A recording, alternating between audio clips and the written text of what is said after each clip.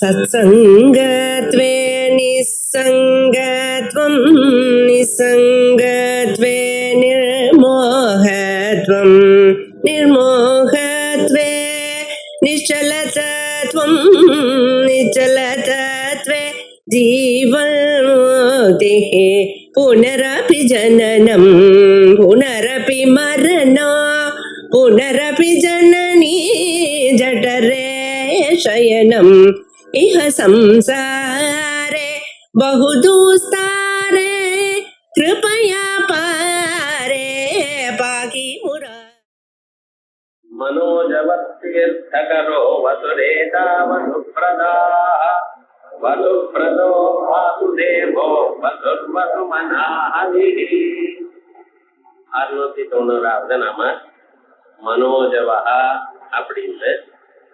இதற்கு முன்னால புண்ணிய கீர்த்தி அனாமயா என்கிற நாமக்களை பார்த்தோம். யாருடைய புகழ பாடினா மனுஷாளுக்கு க்ஷேமம் ஏற்படுறதோ, யார நினைச்ச மாத்திரத்தினால உயர்ந்ததான ஒரு கீர்த்தி வருதோ அப்படிப்பட்டவர் புண்ணிய கீர்த்தி அப்படின்னு அர்த்தம் சொல்லுவோம். யார கீர்த்தனமே மனுஷாளுக்கு க்ஷேமத்தை கொடுக்கும். பகவானுடைய நாமாக்களை கீர்த்தனம் பண்றதுனாலேயே மனுஷாளுக்கு அமிதமான புண்ணியம் வருது. இது புண்ணியமானது என்ன பண்றது? இவாளுக்கு பாபத்தை அகற்றி வாழ்க்கையில அவ எதை நினைக்கிறாளோ எல்லாமும் க்ஷேமா கை கூடுறா போல கொடுக்கணும். ஆகையால் அப்படிப்பட்டவர் புண்ணிய கீர்த்தி. அத்தனை புண்ணியமும் இருக்கட்டும், வாழ்க்கையில வாழும் பொழுது சரீரத்துல வியாதி வந்தா அதை அனுபவிக்க முடியாதுல்லவா? ஆகையால் ஒரு விதமான வியாதியும் இல்லாமல் காப்பாற்றுறவர். ஆகையால் அனாமயாங்கிற நாமக்களை பார்த்தோம். அதற்கு பிறகு பகவான சொல்லும் பொழுது மனோஜவஹா, அதிவேகமாக போறவர் அப்படின்னு சொல்றது. பக்தாளை காப்பாற்றுறதுக்காக அதிவேகமாக செயல்படுபவர், அதான் மனோஜவஹா, மனசை விட வேகமா இருக்கிறவர். இத உபனிஷத்துகளை சொல்லும் பொழுது மகா வேகமாக போறவர் அப்படிங்கிறது என் மனசா நமனுதே ஏனா ஒரு மனோமதம். மனசை விட வேகமா, மனசானது யார நினைக்காதோ, ஆனா மனச இவர் பிரேரணம் பண்ணிட்டு இருக்கார். மனசு இவ்வளவு வேகமாக போகிறதுன்னு காரணம் என்ன? அதுக்கு பின்னால இந்த பரமாத்மா இருப்பதனால். பரமாத்மா தான் மனச தூண்டிட்டு இருக்கார். மனசோ ஜவியா அப்படிங்கிறது ஒரு உபனிஷம். மனசை விட வேறானவர். ஏன் மனசை விட வேறானவர்? சாதாரணமாக நம்ம வேகமான பொருள்கள், வேகமாக செல்லக்கூடியதான பொருள்னு சொன்னா வாயு வேகம் மனோவேகம்னு சொல்றது வழக்கம். எதை நினைக்கிறோமோ மனச அந்த இடத்துக்கு போறது. இங்க இருக்கோம், அதே சமயத்துல சந்திர மண்டலத்தை நினைக்கிறோம். அப்பொழுது சந்திர மண்டலம் வரைக்கும் மனசு நீண்டு போயாச்சு.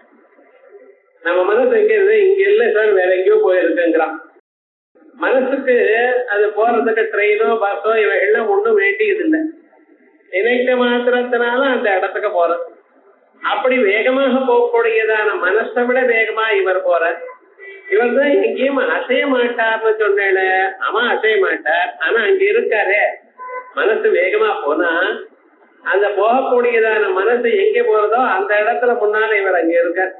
அதனால நம்ம என்ன சொல்றோம்? மனசை விட வேகமா அங்க இருக்கார் அப்படின்னு சொல்றோம். ஆகையால் மனோஜவகான்னு சொல்ற பதத்துக்கு என்ன அர்த்தம்?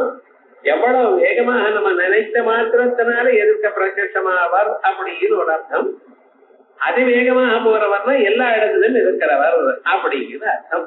இது இந்த மனோவேகத்துக்கு சொல்றதுக்கு காரணம் என்னன்னா, கஜேந்திரனை காப்பாற்றும் பொழுது அது வரைக்கும் யாரையோ எதையோ சொல்லிட்டு இருக்கார் கஜேந்திரன், என்னென்னமோ ஸ்தோத்திரம் பண்ணிட்டு இருக்கார். ஆனா பரமேஸ்வரன் நேரா கூப்பிடல. எப்பொழுது அவர் ஆதி மூலமேன்னு கூப்பிட்டாரோ, இது மேல என்னத்தான் கூப்பிட்டிருக்கார். அடுத்த க்ஷணத்துல வைகுண்டத்துல இருந்து கல்வினாங்க.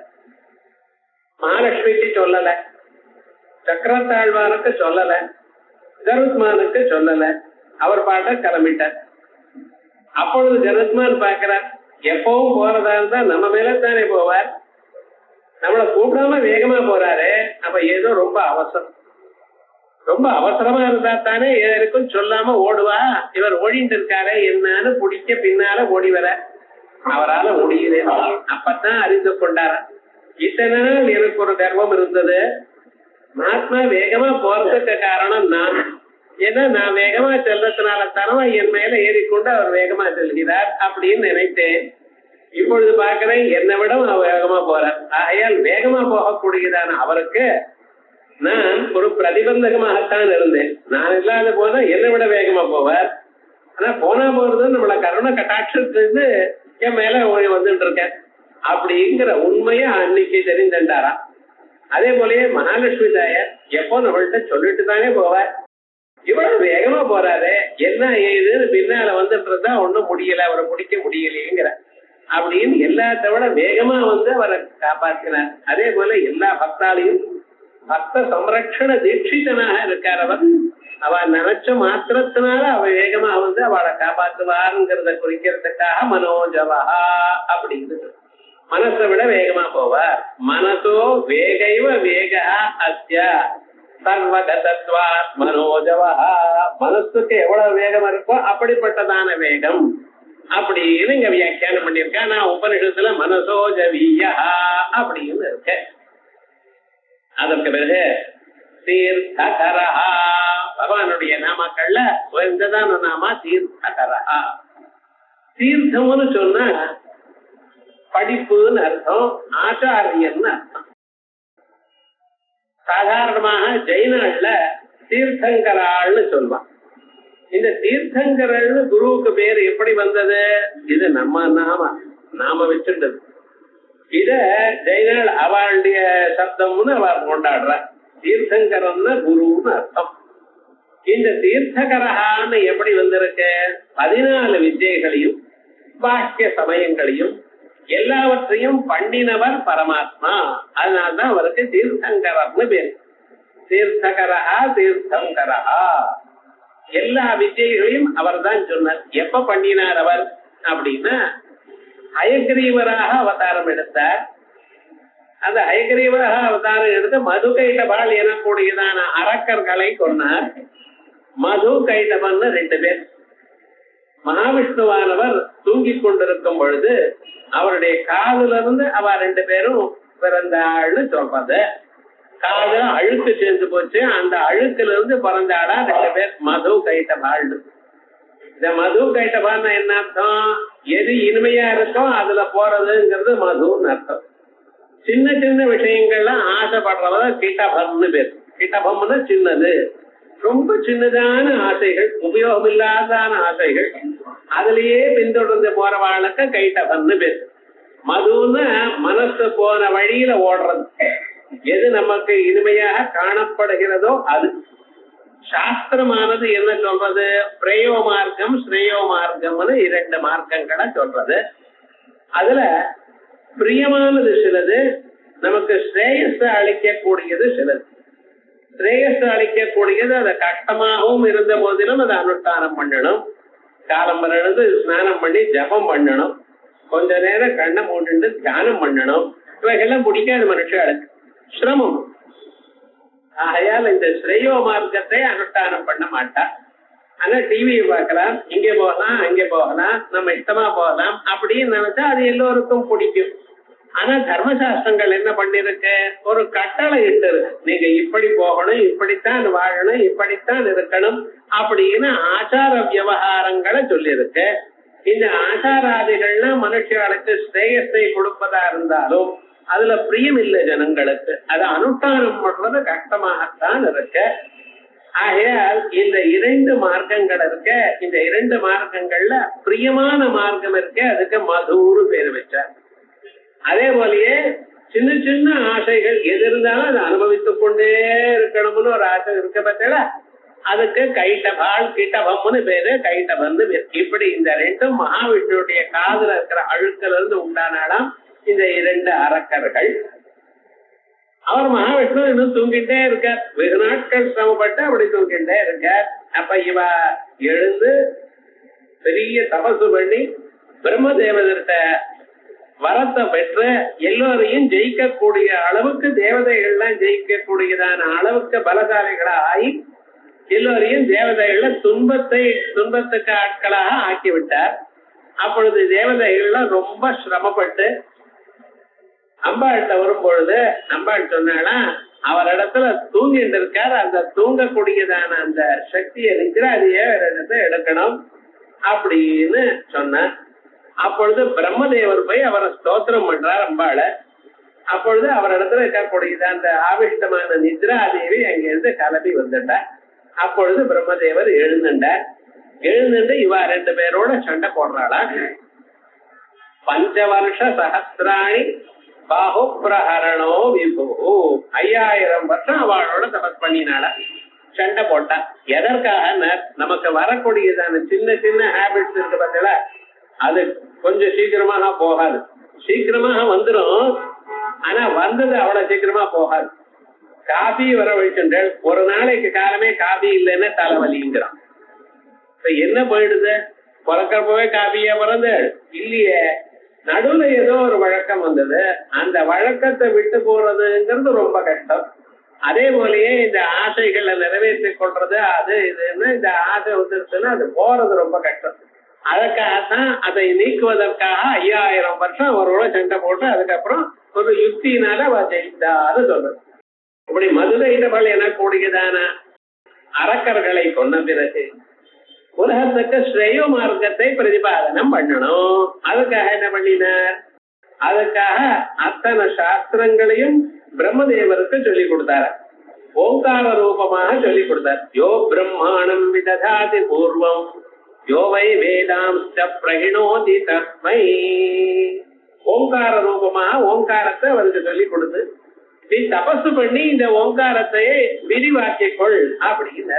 அதற்கு பிறகு பிரம்மதேவர் பல நாட்கள் தபஸ் பண்ணி அதுக்கப்புறம் எத்தனை வித்தைகளையும் தயார் பண்ணினார். அப்படி 4 வேதங்கள், 6 சாஸ்திரங்கள், தனுர்வேதம், ஆயுர்வேதம், காந்தர்வ வேதம், இப்படின்னு அர்த்த சாஸ்திரம், இப்படி 14 வித்தைகள்.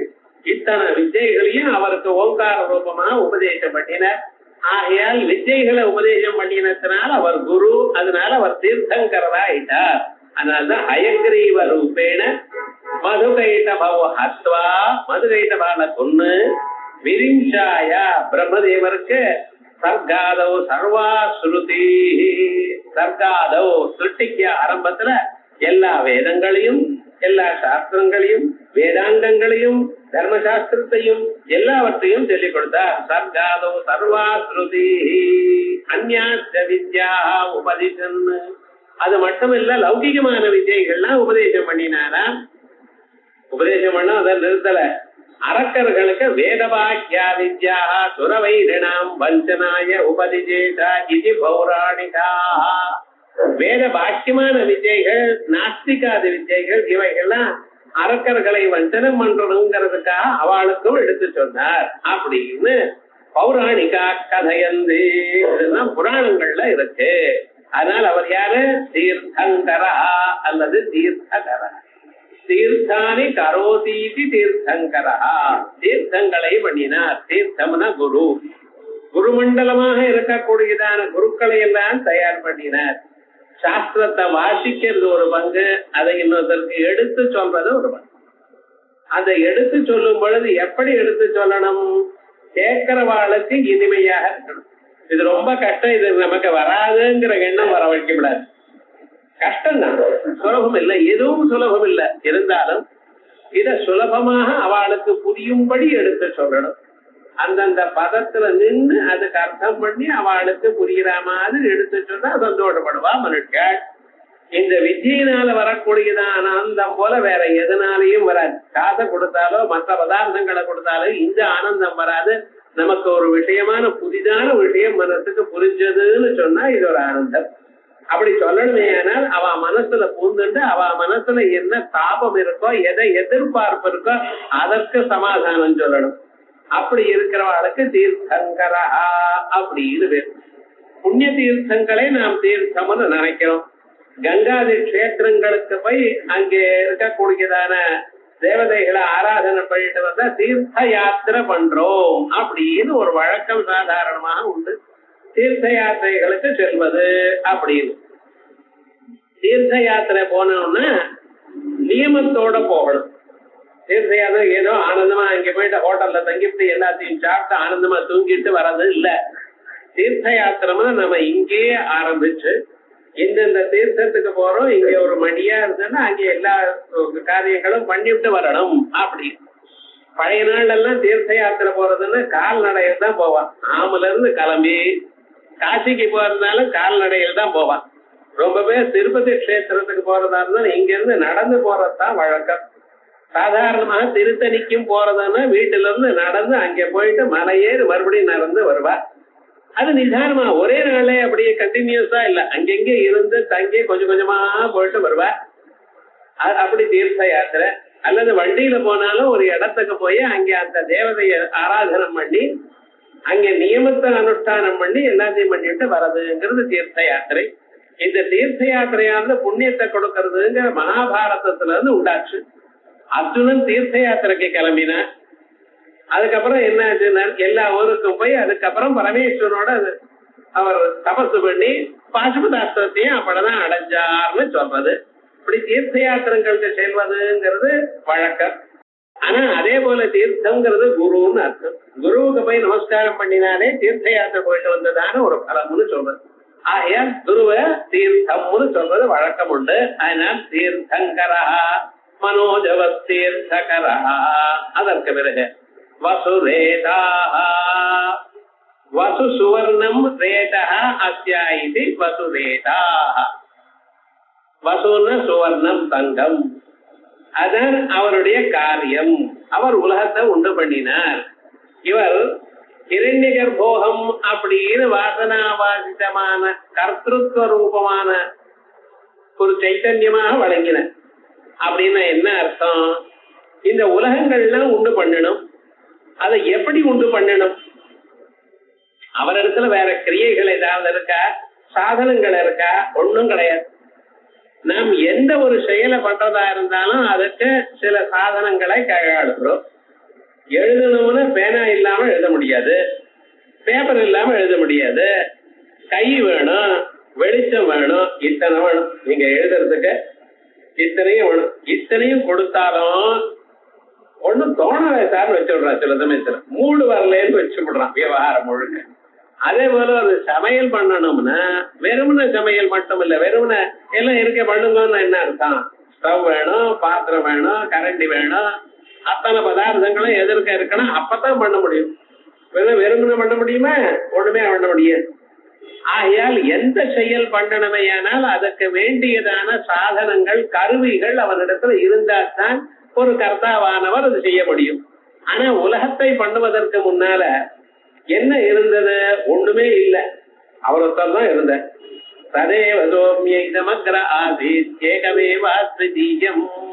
ஒரு சாதனமும் இல்லாம இவ்வளவு பெரிய பிரபஞ்சத்தை என்னமாக பண்ண முடியும் அப்படின்னு கேட்டார். அவர் பண்ணினார். சாதனங்களை தானே தயார் பண்ணிட்டார். ஏன்? அவரிடத்துல அபரிமிதமான ஒரு சக்தி இருக்கு. என்ன சக்தி? மாயா சக்தின்னு. தன்னிடத்திலேயே விட்டு பிரியாதான ஒரு மாயா சக்தி இருக்கிறதுனால அந்த மாயா சக்தியினால எல்லாவற்றையும் தயார் பண்ணிட்டு உலகத்தை பண்ணினார். முதல்ல என்ன பண்ணினார் அப்படி சொல்றது? தேவஹா பூர்வமபஸ்ருத்வா தாது வித்யமஜீஜனது. முதல்ல அவர் என்ன பண்ணினார்? மாயையோட சேர்ந்தார். மாயையோட சேர்ந்து உலகத்தை உண்டு பண்ணுவேன் என்று நினைச்சார். ததைச்சதா பகுஸ்யாம் பிரஜாயேதே, நான் பலவாக ஆகுவேன், உலகமாக மாறுவேன் அப்படின்னு நினைத்தார். அந்த நினைக்கிறதுன்னு நம்மளும் நினைக்கிறோம். எந்த ஒரு காரியம் பண்றதா இருந்தாலும் இப்படி எல்லாம் பண்ணுவோம் அப்படின்னு நினைக்கிறோம். காலம்புறது இன்னென்ன காரியம் பண்ணணும்னு நினைக்கிறோம். ஸ்நானம் பண்ணிவிட்டு, பூஜை பண்ணிவிட்டு, அப்புறம் சாப்பிட்டு விசிராந்தி எடுத்துட்டு சாயங்காலமா அப்படி போயிட்டு வருவோம். இப்படி எல்லாம் பிளான் பண்றோம். ஆனா நம்ம பிளான் பண்ணா நடக்க மாட்டேங்குது. பகவான் பிளான் பண்ணா என்ன? அதே க்ஷணத்துல நடக்கிறது. ஏன்னா அவருக்கு சத்திய சங்கல்பம். நமக்கு பாபம் இருக்கிறதுனால நம்ம சங்கல்பம் சரியாக வரமாட்டேங்குது. அவர் என்ன பண்ண? பகுஸ்யாம் பிரஜாயேயா, பலவாவேன், குலங்களை உண்டு பண்ணுவேன் அப்படின்னு நினைச்சார். இந்த நினைச்ச சமயத்துல அவருக்கு ஈஸ்வரன் பேர் வந்தது. இந்த நினைப்பே வராத சமயத்துல அவருக்கு பிரம்மம்னு பேர், சுத்த சைதன்யம். இந்த நினைப்பு அவருக்கு வந்தது. ஏன் இந்த நினைப்பு வந்தது அவருக்கு? உலகத்தை படைப்பானே, அதுல என்னையும் படைப்பானே, நான் துன்பத்தை அடையிறத பார்ப்பானே, இது அவசரப்பட்டு சும்மா வாயமூண்டு இருப்பானே, இதுக்காகவா? இந்த மனுஷியெல்லாம் என்ன பண்ணிருக்கா, பிராணிகள் எல்லாம் புண்ணிய பாப கர்மாக்களை பண்ணிட்டு இருக்கா. தினந்தோறும் காலம் மழுந்து நல்லதையும் பண்றோம், கெட்டதையும் பண்றோம். இந்த நல்லதுன்னு வேதத்துல சொல்லிருக்க கர்மாக்கள் மட்டுமே நல்லது இல்ல. ஒருத்தருக்கு சகாயம் பண்றேன், அதுவும் நல்லதுதான். இனிமையா பேசுறேன், அதுவும் நல்லதுதான். இப்படி நீங்க பண்ணக்கூடியதான கர்மாக்கள் எல்லாமே சிலது நற்பலனை கொடுக்கும், சிலது கெட்ட பலன்களை கொடுக்கும். இந்த நல்ல பலன் கெட்ட பலன் எல்லாம் எங்க இருக்கு? நம்ம மனசுல இருக்கு. அந்த கர்மாக்கள்லாம், நம்ம செய்த கர்மாக்கள்லாம் எங்க இருக்கு? நம்ம மனசுல இருக்கு. அது எப்படி இருக்கு? சூக்ஷ்ம ரூபமா இருக்கு. அது எப்படி எழுதி வச்சிருக்காருலாம் நமக்கு தெரியாது. அதி சூக்ஷ்மமாக நம்ம பண்ணியிருந்தான எல்லா செயல்களும் நம்ம மனசுலயே இருக்கு. இந்த மனசு பிரளய காலத்துல இந்த ஸ்தூல சரீரம் இருக்க, இதுக்குள்ளத்தானே மனசு இருக்கு. இந்த ஸ்தூல சரீரம் எல்லாம் அழிஞ்சு போயிடுது. பிரளய காலத்துல எல்லாமே போயிடுது. ஆனா மனசுக்கு மட்டும் அழிவில்லை. மனசானது அப்படியே இருக்கும். எத்தனை நாள் இருக்கும் சார்? பரமனை அறிவது பர்யந்தம். அது எத்தனை ஜன்மாக்களாகட்டும், எத்தனை பிரளயங்களாகட்டும், அவரை அறிந்தால் அப்பொழுது அவரோட ஒன்றாக போயிடும். அதான் சொல்றது சாஸ்திரம். வித்யதே ஹிருதய கிரந்தி சித்தியந்தே சர்வ சம்சயாக க்ஷீயந்தே சாஸ்ய கர்மாணி தஸ்மின் திருஷ்டே பராவரே அப்படின்னு அவரை பார்த்தால் எல்லாம் போயிடும். அவருடைய சாட்சா்காரம் வேணும் நமக்கு. அது வரைக்கும் மனசு அப்படியே இருக்கு. நடுவுல பிரளயம் வந்தா என்ன ஆயிடுது? இந்த மனசானது அதுல இருக்கக்கூடியதான கர்மாக்களோட சேர்ந்து அப்படியே மாயையில போய் ஒன்னா போயிடும். இந்த பரமாத்மா என்ன பண்ற? இந்த மாயையோட சேர்ந்து இருக்கார, மாயோட சேர்ந்ததுமே உலகத்தை உண்டு பண்ணணும் அப்படின்னு சங்கல்பம் வந்தது. ஏன் சங்கல்பம்? பிராணி கர்ம வசமாக. இந்த பிராணிகளுக்கு இவெல்லாம் புண்ணிய கர்மா பாப கர்மா நல்லது கெட்டது பண்ணிருக்கா, அவளுக்கு அதனுடைய பலன் கொடுக்கணும். வேலை பண்ணுன்னு சொன்ன பிறகு அவன் வேலை பண்ணினவளுக்கு கூலி கொடுக்கணுமா வேண்டாமா? நீர் தானே வேலை பண்ணுன்னு அவளுக்கு வேதத்துல சந்தியாவந்தனம் பண்ண, தேவ பூஜை பண்ண அப்படின்னு நீர் தானே சொல்லியிருக்கே. சோ இவன் சொல்லியிருக்கா, அதுக்கு தகுந்தா போல அவ பண்ணின. அதே போல சில பண்ணாதேங்கிறதையும் பண்ணிருக்கோம். போய் பேசாதே, வேணும்னு போய் பேசுறான். என்ன பண்றது? போய் பேசுறான் சார் அப்படின்னு ஆரம்பிச்சுட்டான் லோகத்தை. யாரையும் வையாத, மொத்தடைய மனசு நோகும்படி பண்ணாத. யோசனை பண்ணி பாருங்க, காலம் வந்து எத்தனை பேர் மனசு நோகும்படி பேசுற, நடந்துக்கிற.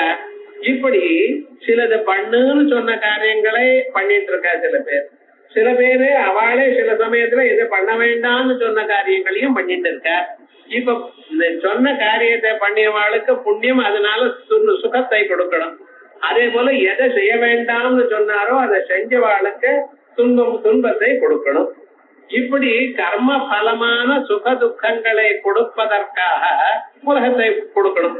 ஏன்னா நமக்கு சுகமோ துக்கமோ எப்படி வருதுன்னு கொஞ்சம் யோசனை பண்ணி பார்க்கணும். சுகமோ துக்கமோ தானே வரல. நீங்க ஒரு பொருளை அனுபவிப்பதனாலதான் வந்தது. உமக்கு ஒரு ஸ்தூல சரீரம் வேணும், புலன்கள் வேணும், ஒரு பொருளை பார்க்கணும். பார்த்த பிறகு அது உங்களுக்கு இஷ்டம் இல்லைன்னு அதுல இருந்து துன்பம் வரும். உங்களுக்கு இஷ்டம் இருக்குன்னு அதை பார்த்துட்டே இருப்பது கொஞ்ச நேரம், அது இன்பமா இருக்கும்.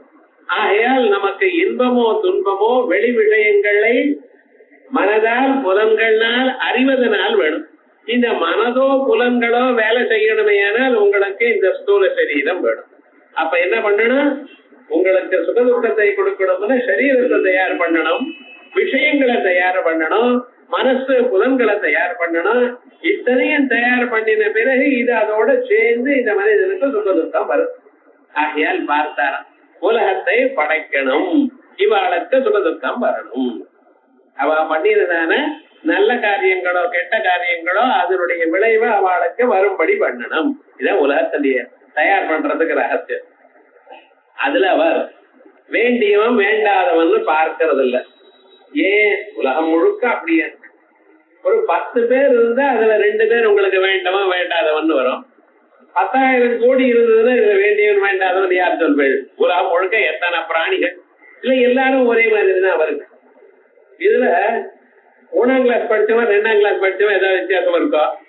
எம்ஏ படிச்சவன் 2ஆம் கிளாஸ் படிச்சானா அவன் படிச்சவன் படிக்காதவன் சொல்லலாம். அவருடைய கண்ணுக்கு நம்ம எல்லாரும் ஒன்னேதான். மேல இருந்து ஏரோப்ளேன் வந்து பார்த்தா பனைமரமும் புல்லும் ஒரே மாதிரி தான் இருக்கு. என்ன சார் அவ்வளவு ஹைட்டா இருக்கு? அது எட்டி பார்த்தா ஒரு மாதிரி தான்.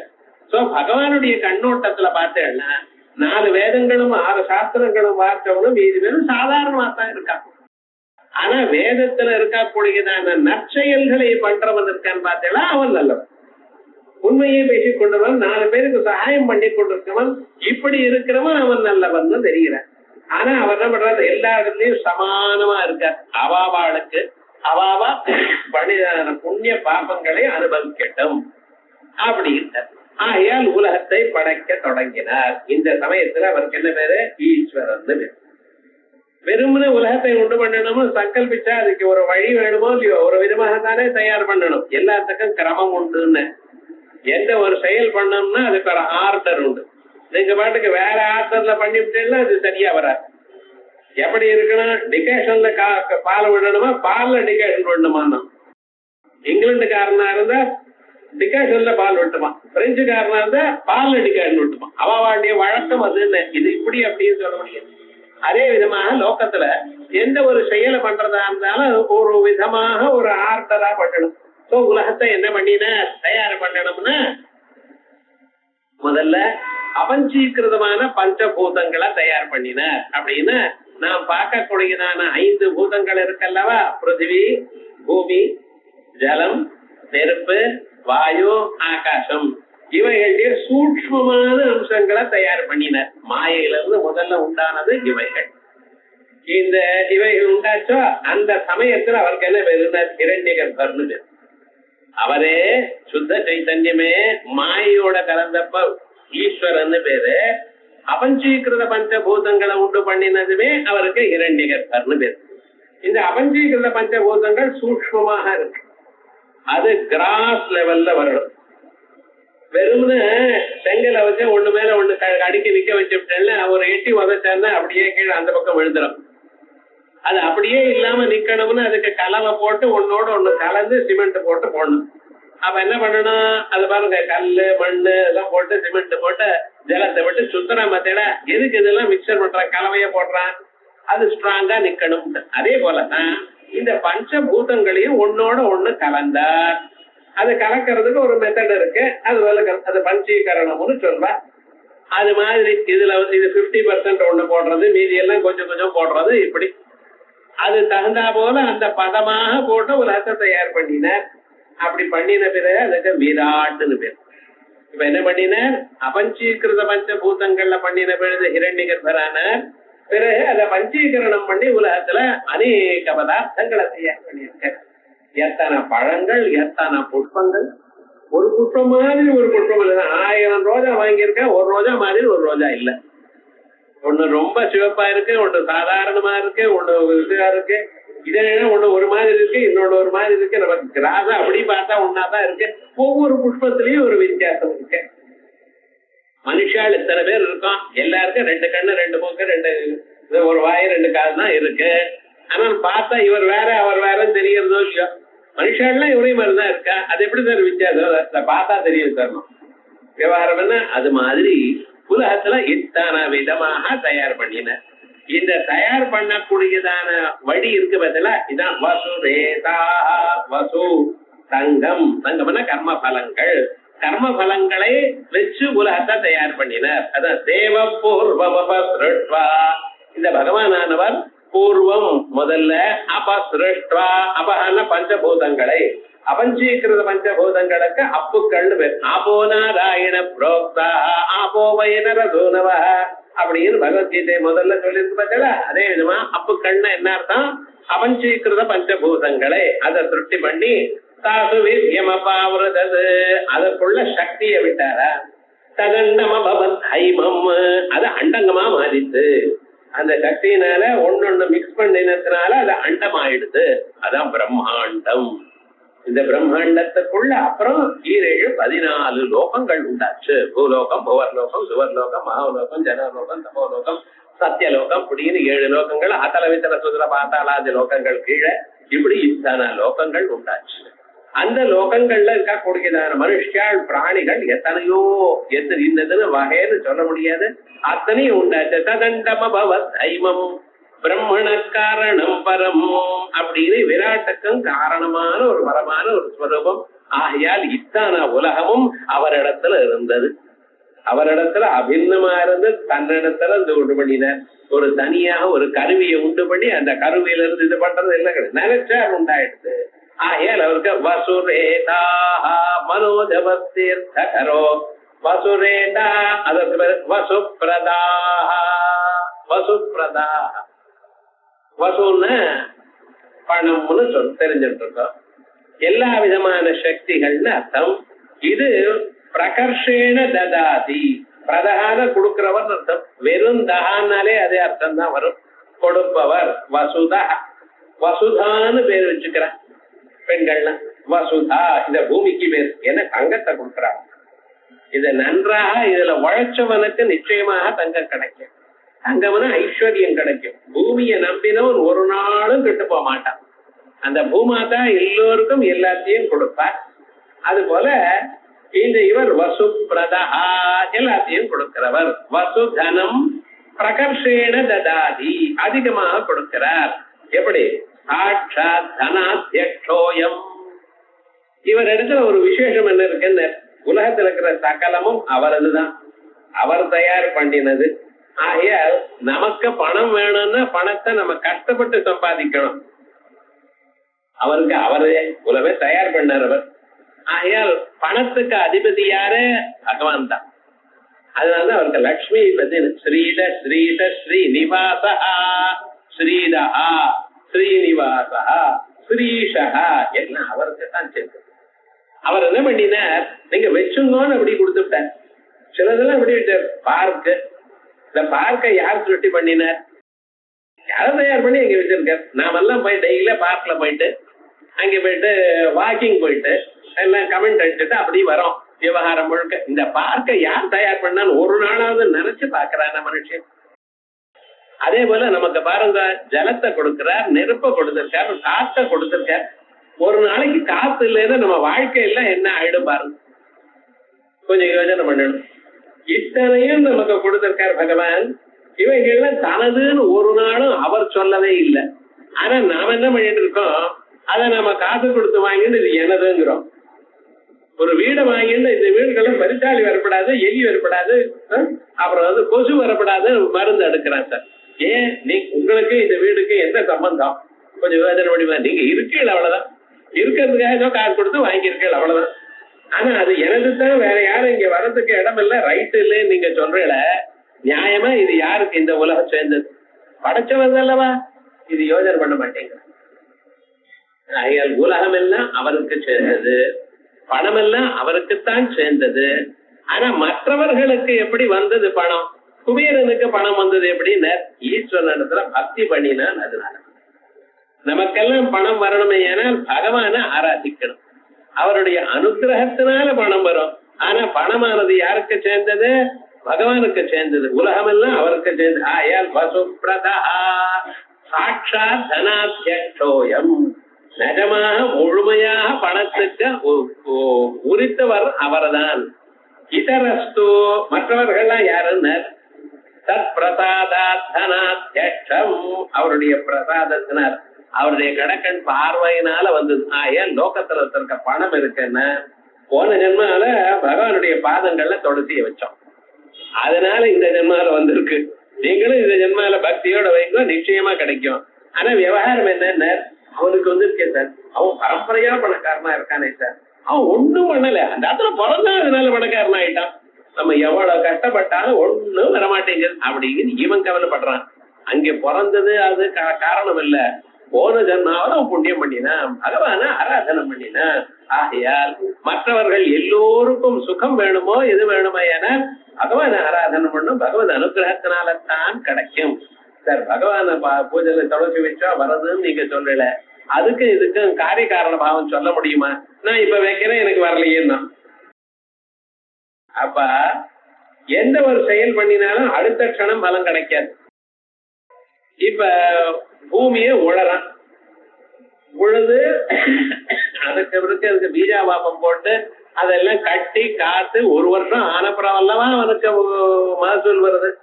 இன்னைக்கு உழுதாச்சு, இன்னைக்கு பீஜாபாபம் பண்ணியாச்சு, அறுவடை பண்ண முடியுமா? எப்ப முடியாதோ அதே விதமாகத்தான் பண்ணின கர்மாக்கள்னா இப்ப நிறைய ஃபியூல் இருக்கு. இது அனுப்புறம் தான் அது வரும். காலம் வந்து எத்தனை ஜன்மாக்களை எத்தனை கர்மாக்களை பண்ணி பண்ணி வச்சுட்டு இருக்கான். இப்ப பண்ணின கர்மா அது அந்த வரிசையில அப்ப வரும். அதனால நான் இப்பவே பண்ணல சார், வேண்டாம் இப்பவும் பண்ணாத, வரவே அழாத. விவகாரம் என்னன்னா அந்த வரிசையில அது வரும். என்ன ரூல் அப்படித்தான். அதனால விவகாரம் என்னன்னா இது வரதா இல்லையாங்கிறது வேதம் தான் பிரமாணம், வேற ஒண்ணும் சொல்ல முடியாது. ஆகையா சாட்சாத் இதரஸ்து தத்பிரசாதா தனாத்யக்ஷா இது வசுப்ரதா. இப்படி ஒரு தரம் மனோஜவஸ்தீர்த்த கரோ வசுதேதா வசுப்ரதா. அச்சா அடுத்தது மறுபடியும் வசுப்ரதா. என்ன ஒரே நாமாவை ரெண்டு பக்கத்து பக்கத்துல ஏதோ ஒரு 10 நாமாக்கு முன்னால இருந்தா மறந்து போயிடும் கிளாஸ்ல. அது போன வாரம் நடந்தது, அதுக்கப்புறம் படிக்கிறதே கிடையாது. அடுத்த வாரம் தானே புத்தகமே தொடரும், நல்லா மறக்கலாம். ஆனா இது என்னடா அது பக்கத்து லைன்லயே இந்த நாமா வசுப்ரதா மறுபடியும் வசுப்ரதான்னு சொல்லிட்டு இருக்காரு. என்ன இருக்கு இது வரைக்கும் எப்படிப்பட்டதான வசுன்னு சொன்ன பணம், புகழ், வசதிகள் இவைகள். இப்ப இதுல வித்தியாசம் இருக்கு. பணமானது எல்லா வசதிகளையும் நமக்கு கொடுக்கலாம், ஆனா கொடுக்கும் என்று நிர்பந்தம் இல்லை. யாஜ்ஞவல்கியர்னு ஒரு முனிவர், அவர் என்ன பண்ணினார், நான் சன்னியாசம் வாங்கிக்கிறேன்னு ஆரம்பிச்சார். சாதாரணமா இல்ல, நிறைய காசு சம்பாதிச்சார். கொஞ்சம் நெஞ்சம் கிடையாது. அப்படியே ஜனக்கர் ஆஸ்தானது போகும் பொழுது ஏதாவது ஒரு கேள்விக்கு பதில் சொன்ன ஒரு 1000 பசுமாடு, ஒண்ணு தலையிலேயே ஒரு 10 பலம் தங்கத்தை வச்சு அப்படி இப்படி நிறைய தரம் 1000 பசுமாடு வாங்கி அத்தனையும் வச்சுட்டு இருக்க. அவர் என்ன பண்ணினார், ஒரு நாளைக்கு அவருக்கு நிறைய சாஸ்திரங்கள்லாம் தெரியும், எல்லாருக்கும் சொல்லி கொடுத்திருக்காரு, எல்லாவும் இருக்கு, நல்ல குணங்களோட இருந்தவர். அவருக்கு தனிமையாக தியானம் பண்ணணும் எனக்கூடியதான எண்ணம் தோணிட்டு. கிரகஸ்தாசிரமத்தில இருந்தா பாடம் சொல்ல வேண்டியிருக்கு, வந்தவாளுக்கு நோன் சொல்லப்படாது. படிச்சவன் அவனுக்கு லட்சணம் என்னன்னா யார் வந்தாலும் அவளுக்கு சொல்லி கொடுக்கணும். நீங்க நல்லா இம்ப்ரூவ் பண்ணிட்டு வாங்க அப்புறம் நான் சொல்லித்தரேன் எல்லாம் சொல்லப்படாது. யாரு எப்ப வந்தாலும் தெரிஞ்சதை அவளுக்கு சொல்லி கொடுத்துட்டே இருக்கணும், அவனுக்கு புரியுதா போல சொல்லி கொடுக்கணும். இப்படின்னு சாஸ்திரம் சொல்றது. ஆகையால் இப்படி சொல்லிக் கொண்டே இருந்தேன், நமக்கு தனியாக ஒரு ஜபமோ இது பண்றதோ ஏகாந்தமாக பண்ண முடியல. ஆகையால் நம்ம இதெல்லாம் விட்டுவிட்டு துறவரத்தை அடைவோம் அப்படிங்கிற அபிப்பிராயத்துல ஆத்துக்காரிட்ட பர்மிஷன் கேட்டேன்.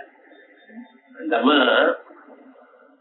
ஒண்ணு என்னை விட்டுவிட்டு போறீங்களேன்னு அழணும், இல்லைன்னா சரி போயிட்டு வாங்க. 2 தானே ஆப்ஷன் இருக்கு, ஒண்ணு போகாதேன்னு சொல்லணும், இல்ல போகணும்னு சொல்லணும். அந்தம்மா இந்த 2ஐயும் சொல்லல.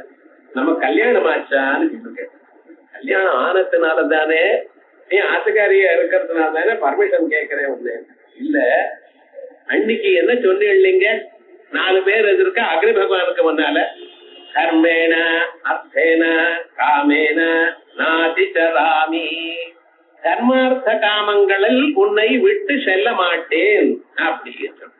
அந்த அப்பா இவர்கிட்ட பர்மிஷன் வாங்கிட்டார். இப்படி இந்த பொண்ணு தர்மார்த்த காமங்களில் இதுல எவ்வளவு விடப்படாது அப்படி. ஆமா விடமாட்டேன்னு சொன்ன பிறகுதான் பொண்ணை கொடுத்தார். அப்ப விவகாரம் என்ன, தர்மார்த்த காமங்கள்ல என்னை விட்டு போகப்படாதுன்னு சொன்னேடோ இல்லையோ? ஆமா சொன்னேன். இப்ப என்ன, அதனாலதானே கேட்டுட்டு இருக்கேன். இப்ப அது சரி, ஒரு மனிதனுடைய ஒரு முயற்சி எந்த முயற்சியா இருந்தாலும் அந்த முயற்சிக்கு பின்னால தனக்கு ஒரு லாபம் இருக்கணும். அந்த லாபம் இருந்தா தான் அதை அடைவதற்காக முயற்சி இருக்கணும். ஒரு லாபமும் இல்லாம முயற்சி பண்ணுவானோ? பண்ண மாட்டான். எல்லோருக்கும் எதற்காக முயற்சி, இதை செய்தோமையானால் எனக்கு ஒரு சந்தோஷம் வருது அப்படின்னு இருந்தால்தான் முயல்வான், இல்லைன்னா அந்த முயற்சியே இட மாட்டான். இது லோகத்துல சாதாரணம். ஆமா நீ சொல்றது கரெக்ட் தான். இந்த பாடமெல்லாம் இவன் தான் அவளுக்கு சொல்லி கொடுத்துருக்கா. இப்ப அவளை திருப்பி கேட்டா, ஸ்திரீகள் ரொம்ப பத்திரமா இருக்கணும்னு. என்னைக்காவது ஒரு வார்த்தை சொன்ன கிராஸ் எக்ஸாமின் பண்ணிவிடுவாங்கள, என்ன பண்றது? சரி ஆமா நீ சொல்றதெல்லாம் ரைட்டு தான்மான்னு. சரி, இப்ப நீங்க துறவரம் போடுறேன்னு சொல்றீட, அப்ப அதுல உங்களுக்கு ஒரு சந்தோஷம் இருக்குன்னு நினைச்சுத்தானே போறேன். ஆமா ஆமாங்க. அப்ப அந்த சந்தோஷம் எனக்கு வேண்டாமான்னு. விவகாரம் என்ன, நீங்க சன்னியாசம் வாங்கிட்டு நிம்மதியா இருக்கணும்னு பாக்குறேன், அந்த சந்தோஷம் எனக்கு கொடுக்க வேண்டாமா நீங்க? என்ன அவர் பார்த்தாராம், என்ன பதில் சொல்றது, வேற ஒண்ணும் வழி இல்லை. சரிம்மா சொல்றேன்ட்டார். மாட்டின்றாரு கிடையாது, வேற வழி இல்லை. அதுக்கு பிறகு அவர் என்ன பண்ணினார், இப்ப இருக்கக்கூடியதான காசை நான் எல்லாம் பிரிச்சு உனக்கு கொடுத்து விடுறேன் அப்படின்னு. அப்ப ஒரு கேள்வி கேட்டேன், நான் இப்ப என்ன சொன்னேன், எனக்கு மோட்ச சுகம் வேணும், ஏன்னா நீங்க அதை நாடி போயிட்டு இருக்கேன், எனக்கு மோட்ச சுகம் வேணும்னு சொன்னேன். கேட்டேன், நீங்க ஏதோ நிறைய காசு தரேன்னு சொல்றீங்களா, எனக்கு இந்த காசுனால எனக்கு மோட்ச சுகம் வருமா அப்படின்னு கேட்டேன். என்ன சொல்றாரு, வேற வழி இல்ல. அமிர்தத்வஸ்துனா சாஸ்திரி மோகேன அமிர்தத்வஸ்துனா சாஸ்திரி. இந்த பணத்தினால அல்லது பணத்தினால செய்யக்கூடியதான கர்மாக்கள்னால அமிர்தத்துவம் கிடைக்காது. என்ன அப்ப இந்த காசு எதுக்கு உபயோகப்படும், எதைவ உபகரணவதாம் ஜீவிதம் ததைவதே ஜீவிதம் ஸ்யாது. உபகரணவதாம் ஜீவிதம், இந்த வாழ்க்கையில சொகுசா இருக்கிறதுக்கு சாதனங்கள் எல்லாம் இந்த காசு மேல சம்பாதிக்கிறான். கீழே உட்காராம நல்ல ஃபர்ஸ்ட் கிளாஸ் சோபா 40,000 ரூபாய். 40,000 ரூபாய் வாங்குறது இல்ல, அது பேரனும் பொண்ணு வயசு பேரனும் வந்து பிளேடால கிழிச்சதுன்னா அன்னைக்கு மனசுல தச்சா கிழிச்சா மாதிரி இருக்கும். இன்னைக்கு வாங்குறது வசதி. என்ன விவகாரம், அப்படி அவ்வளவு சோபா வாங்கலாம், கார் வாங்கலாம், எல்லா வசதிகளும் வச்சுக்கலாம், ஏசி போட்டுக்கலாம். ஒரு நாளைக்கு ராத்திரி ஏசி டக்குன்னு நின்று போயிடுதுன்னு வச்சுங்களேன், அன்னைக்குதான் இல்லாத துன்பம் அனுபவிக்கிறோம். விவகாரம் பவர் கட்டுன்னா ஒண்ணும் இல்லாதப்ப பவர் கட்டுன்னு ஒண்ணும் தெரியல. இப்ப விவகாரம் என்னடா, பவர் கட்டுன்னு எத்தனை விவகாரங்கள் என்னென்ன. இது போல சொகுசாக நீங்க வாழறதுக்கு வேண்டியதான வசதிகள் பணத்தினால சம்பாதிக்கலாம். ஆனா இவ்வளவு பணம் இருந்த போதிலும் ஆப்போசிட் பிளாட்ல இருக்கிறவங்களை பார்த்து ஏதோ ஒரு வார்த்தை சொன்னா அந்த மனசுல அந்த துன்பம் போகுமா சொல்லுங்க பார்க்கலாம். இவ்வளவு காசு இருக்கு, எவ்வளவு காசு இருந்தாலும் யாராவது சார் வயத்தெடுத்தல் பட்டு ஒரு வார்த்தை உங்களை சொன்னேன்னா அவ்வளவு சீரக்கிரமாக போகாது. பணத்தினால் மன நிம்மதியை வாங்க முடியாது. பணத்தினால் எதை வாங்க முடியும், சொகுசான வாழ்க்கைய அமைத்துக் கொள்ளலாம். அவ்வளவுதான் இருக்கணும். எதைவ உபகரணவதாம் ஜீவிதம் தகைவதே ஜீவிதம் அப்படின்னு. அப்ப அவ என்ன சொல்ற, எனக்கு மோட்ச சுகம் தான் வேணும், இவெல்லாம் வேண்டாம் போ, இந்த காசே எனக்கு வேண்டாம், அதை சொல்லும் போல. அப்பதான் இவ்வளவு வைராக்கியம் வந்திருக்கு இந்த அம்மாவுக்கு சொல்லி, ஆத்மாவாரே திரட்டவிய ஸ்ரோதவியோ மந்தவியோ நிதித்தியாதிதவ்யா அப்படின்னு எடுத்து இனிமையாக சொன்ன விஷயத்தை இனிமையாக சொல்றது, மனசுல கூறும்படி சொல்றதுங்கிறது அந்த குரு நடத்துல இருக்கக்கூடியதான அசாதாரணமான லட்சணம். யாரையும் எப்பொழுதும் கோபத்தினால ஜெயிக்க முடியாது, கடினமாக இருந்து ஜெயிக்க முடியாது, உங்க பலத்தினால ஜெயிக்க முடியாது, ஆனா அன்புனாலதான் ஜெயிக்க முடியும். அது நம்ம நல்லா தெரிஞ்சுக்கணும். எவ்வளவு கடோரமா இருந்த போதிலும் என்ன இந்த விஷயம் இப்படின்னு கேட்கிறானே, அவ வழியில போய் அவ எப்படி கேட்கிறானோ அப்படி பதில் சொல்லுதா. அப்ப என்ன ஆகுனாரு, அவளுக்கு மனசுக்கு ரொம்ப பிடிக்கும், தத்துவமானது அவளுக்கு அழகா சொல்லும். எந்த விஷயத்தையும் சுகுமாரமாக ஜெயிக்க முடியுமே தவிர கடோரமாக ஜெயிக்க முடியும். ஒரு நாளைக்கு இந்த வாயு பகவானுக்கும் சூரியனுக்கும் ஒரு சண்டை வந்திருக்கும். நம்ம ரெண்டு பேர்ல யார் பவர்ஃபுல் ஒரு முன்னும். சூரிய பகவான் பாருங்க, அவர் அவ்வளவு வேகமாக ஓடிட்டு இருக்கார், உலகத்துக்கெல்லாம் சக்தியை கொடுத்துட்டு இருக்கார், ஒளியை கொடுத்துட்டு இருக்கார். காத்தை பத்தி சொல்லவே வேண்டாம், அவர் என்னடா எங்க இருந்தாலும் சரி எதை இருந்தாலும் தூக்கி போட்டுடலாம், அவ்வளவு சக்தி இருக்கு. இவன் ரெண்டு பேருக்குள்ள யாருக்கு சக்தி ஜாஸ்தி அப்படின்னு சண்டை வந்துட்டு வாக்குவாதம் வந்தது. நான் தான் வசதின்னு சொல்லிட்டா. கடைசியில எப்படி தீர்மானம் பண்ணிக்கிறது, இதெல்லாம் நம்ம கிட்ட வேண்டாம், நம்ம யாராவது ஒரு சாதாரண மனுஷன் போய் கேட்போமே அப்படின்னு கேட்டா சரி தீர்மானம் பண்ணிக்க. அப்ப யாரோ ஒரு கிராமத்துல ஒரு ஆண்ட போய் ரெண்டு பேரும் மாறு வேஷத்துல போய் சூரிய பகவான் வசதியா காத்து வசதியா அப்படின்னு கேட்டார். அவர் பார்த்தார், இதுல நமக்கு தெரியாது, ரெண்டு பேருக்கும் வசதியா இருக்கணும்னு ஒரு பரீட்சை வைக்கணும், அப்பதானே சொல்ல முடியும். ஆகையால் யார் ஒரு பொருளை ஒரு இடத்துல இருந்து இன்னொரு இடத்துல தானே அவன் தூக்கி போடுறா போல பண்ணுவாடோ அவ வசதி இல்லை. எந்த பொருளே இல்லை, மேல துண்டு போட்டுருக்கேன்னு இந்த துண்டு தான் சுவாமி, அதையும் போட்டுக்கலாமே அப்படி இல்லை. அப்ப என்ன, இந்த துண்டு மேல இருக்கிற துண்டை அந்த கிராமத்துல இருக்கிற व्यक्ति சொல்றான், இத வேண்டான்னு தள்ளி அவனே நானே எடுத்து போடுற மாதிரி யார் பண்ணுவாளோ அவதான் வசதி இல்லை. வாயு பகவான் பார்த்தா இது நமக்கு ஒரு காரியமா, மலை உச்சியே தூக்கி போட்டுடலாம். அந்த துண்டு அந்த ஆளையே தூக்கி கீழே விழும்படி பண்ணிவிடலாம். நமக்கு அவ்வளவு திறமை இருக்கு, நான் தான் ஜெயிச்சேன்னு. சூரிய பகவான் பார்த்தா சரி இருக்கட்டும், 2 பேரும் இருக்கட்டும், ஏன்னா அவருக்கும் ஒரு காலம் வருவோம் இல்லையா அப்படின்னு நினைச்சிட்டு இருக்க. அதுக்கப்புறம் என்ன ஆச்சுன்னு கொஞ்ச நேரம் ஆச்சு. இவ 2 பேரும் அங்க இருந்து மறைஞ்சு போயிட்டா. இப்ப அந்த கிராமஸ்தனோட இவனுக்கு வேலை இல்லையே. இவ 2 பேரும் சண்டை தானே. கொஞ்ச நேரம் ஆச்சு. அப்ப நம்ம தீர்மானம் பண்ணுவோம், சண்டை போட்டுக்கிறதுக்கு நம்ம பரீட்சைக்கு ஆரம்பிப்போம்னு. மெல்லமா என்ன பண்ணாரு, யாரு ஃபர்ஸ்ட் பண்றதுன்னு காத்து நான் பண்றேன். சரி இருக்கட்டும்.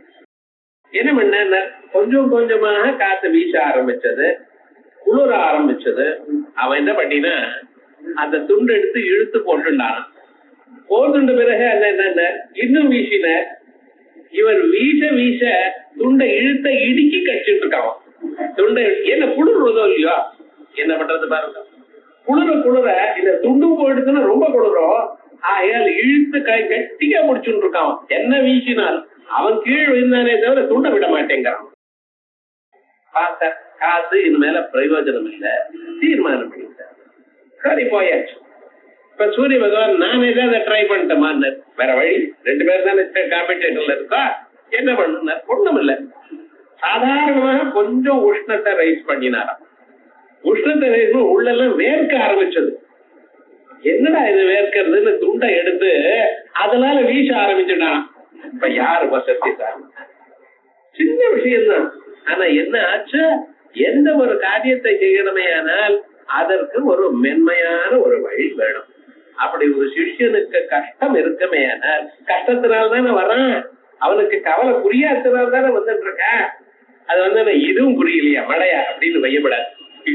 என்ன பண்ணனா அவளுக்கு எப்படி சொன்னாலும் அப்படி புரியணும். அது மாதிரி மனுஷனுக்கு சரியான காசையும் மன நிம்மதியும் புகழையும் பதவியும் கொடுக்கிறது என்கிறது முதல் வசுப்பிரதாங்கிறதுக்கு நாமத்துக்கு அர்த்தம். 2வது வசுப்பிரதாங்கிறது என்ன, அவனுடைய மனசுக்குள்ள பூந்துட்டு அவனிடத்தில் இருக்கக்கூடியதான துன்பங்களை அகற்றி அவனுக்கு மன சந்தோஷம் வரும்படி பண்றது வசு. இதுவும் வசுதான். அன்னதா வசுதா சைவா அப்படின்னு ராஷ்டிரமத்துல அன்னதா வசுதா மோட்சத்தை கொடுக்கிறவள். அதே போலயே வசுப்பிரதா வசு பிரகிருஷ்டம் மோட்சாட்சியம் பலம் பக்தேபிய பிரததாதி இது த்விதீய வசுப்பிரதா. முதல் வசுப்பிரதத்துக்கு அப்படி அர்த்தம் சொன்னேன். 2வது வசுப்பிரதத்துக்கு என்ன அர்த்தம், வசு பிரகிருஷ்டம் மோட்சாட்சியம் பலம், மோட்சம் எனக்கூடியதான ஒரு பலம். இந்த பலத்தை பக்தேபிய பிரததாதி. இது என்ன சார், பக்தாளுக்குங்கிற ஞானிகளுக்குன்னா மோட்சம் வரணும், பக்தனுக்கு எப்படி வரும், பக்தாளுக்கு எப்படி கொடுக்கலாம்? ஏன்னா ஞானேன இவத்து கைவல்யம், மோட்சமானது ஞானத்தினால்தான். அறியாமையினால ஏற்பட்டது சம்சாரம், அறியாமையை போக்குவது அறிவுத்தான். ஆகையால் ஞானேன இவத்து கைவல்யம் நானிய பந்தா வித்யதே அயனாய. மோட்சத்திற்கு ஞானத்தை தவிர வேற வழி இல்லை.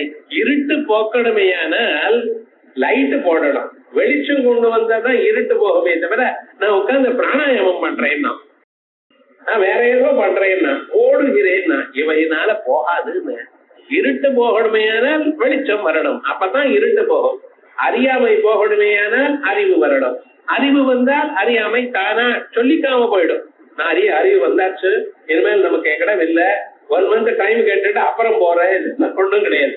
எந்த செகண்ட் அறிவு வருதோ அதே செகண்ட்ல அறியாம எங்க காலி பண்ணி ஆகணும். அப்படி இருக்கிறதுனால பக்தேபியான்னு சொல்றீங்கள, என்னமா வரும் பக்தேபியா அப்படின்னு கேட்டேன்னா, பக்தியானது ஞானத்துல முடியும். பக்தி 4 விதமா சொல்லிருக்கார். ஆர்த்தோ ஜிக்ஞாசு அர்த்தார்த்தி ஞானீக பரதர்ஷா. நிஜமான பக்தன் ஞானி. ஏன் தெரியுமோன்னா 24 மணி நேரமா அவரிடத்திலேயே இருக்கார். அவருடைய தத்துவத்தை அறிய நினைத்து தத்துவத்தை ஆராய்ந்து அங்கே இருந்து கொண்டிருக்கார். மற்ற பக்தர்கள் ஆர்த்தனா இருக்கிறவன் தனது கவலை தீர்ந்த பிறகு அதுக்கப்புறம் பக்தியை விட்டான். காசு வேணுங்கிறவன் காசு வந்த பிறகு பக்தியை விட்டான். காசு வந்துருச்சுன்னு அது வேற எதையும் மனசுல கூற விடாது. காசே தான். 1 கோடி ரூபாய் வந்ததா, இன்னொரு கோடி வந்தா தேவலையே, அதை சம்பாதிக்கிறதுக்கு என்ன வழி? அது வந்ததா, இன்னொருத்தருக்கு இருக்கே 4 கோடி அந்த அளவுக்கு. இப்படியே அதை பெருக்கிறதுக்கும் அதை காப்பாத்துறதுக்கும் இதுலயே மனசு செல்லுமே தவிர வேற வழிக்க கூடாது.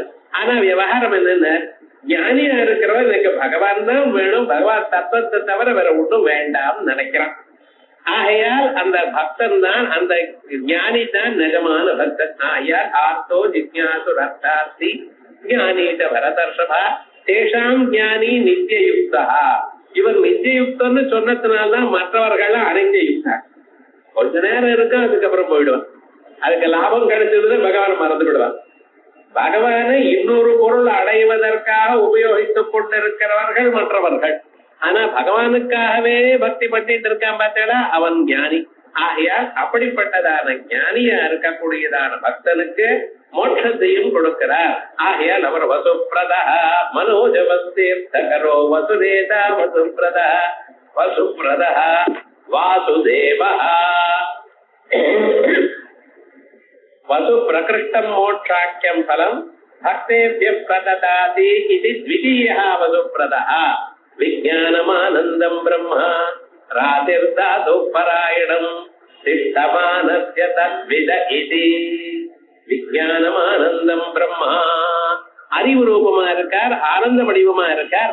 ராதிஹி தாது பராயணம், ரைனா ஈஸ்வர்யம். ஒருத்தருக்கு பணத்தை கொடுக்கிறார், அந்த பணத்தை கொடுக்கும் பொழுது எனதில்லை எனக்கூடியதான எண்ணத்துலதான் கொடுக்கிறார். ஒருத்தருக்கு தானம் பண்ணும் பொழுது நம்ம என்ன பண்ணிட்டு இருக்கோம், துப்பியமகம் சம்பிரததே நமமா, நான் இதை உங்களுக்கு கொடுக்கிறேன், மறுபடியும் எனது என்று கேட்க மாட்டேன். அதான் தானம்னு பேர். கொடுத்துட்டு அப்புறம் திரும்பி கொடுங்கன்னு கேட்டா தானம் இல்ல. இப்ப விவகாரம் என்னன்னு, இது இன்னொருத்தருக்கு கொடுக்கும் பொழுது எனதில்லைன்னு கொடுக்கிறோம். இந்த எனதில்லை எனதில்லைன்னு நினைப்பு இருக்க பார்த்தா அதுதான் உயர்ந்ததான நிலைய. ந கர்மணா ந பிரஜயா ந தனேன தியாகே நைகேன அமிர்தத்வமான. ஆகையால் நம்ம இடத்துல இருக்கிறது எல்லாவற்றையும் பகவானுக்கு கொடுத்துடும், மற்றவர்கள் கொடுத்துடும். நீங்க எதோடையும் சம்பந்தம் இல்லாம இருக்கணும். எல்லாம் இருக்கே, ஆத்துல சோபா இருக்கு, டிவி இருக்கு, ஃப்ரிட்ஜ் இருக்கட்டுமே, அதுல ஒரு ஈஷிச்சுக்காம இருக்க பழகணும் லோக்கத்துல. அப்படி வழக்கத்துல இருக்கோமே ஆனால் க்ஷேமமா நம்ம இருக்கலாம். ஆகையால் ராதிர் தாது ஐஸ்வர்யத்தை கொடுக்கக்கூடியதான மகான்கள் எல்லாம் அடைய வேண்டியதான நிலை. ராதிர் தாது பராயணம் திஷ்டமானஸ்ய தத்விதா. அதே போலயே இதை அறிந்து கொண்டவனுக்கும் அவரிடத்திலேயே இருக்கிறவர்களுக்கும் இப்படிப்பட்டதான பலம்னு சொல்ற. இப்படி வசுப்பிரதான அவ தானேங்கிற தாத்துவுல 2 அர்த்தம் பண்ணினேன். முதல் வசுப்பிரதத்துக்கும் 2வது வசுப்பிரதத்துக்கு என்ன அர்த்தம் பண்ணினேன், வசும் பிரகர்ஷேன ததாதி.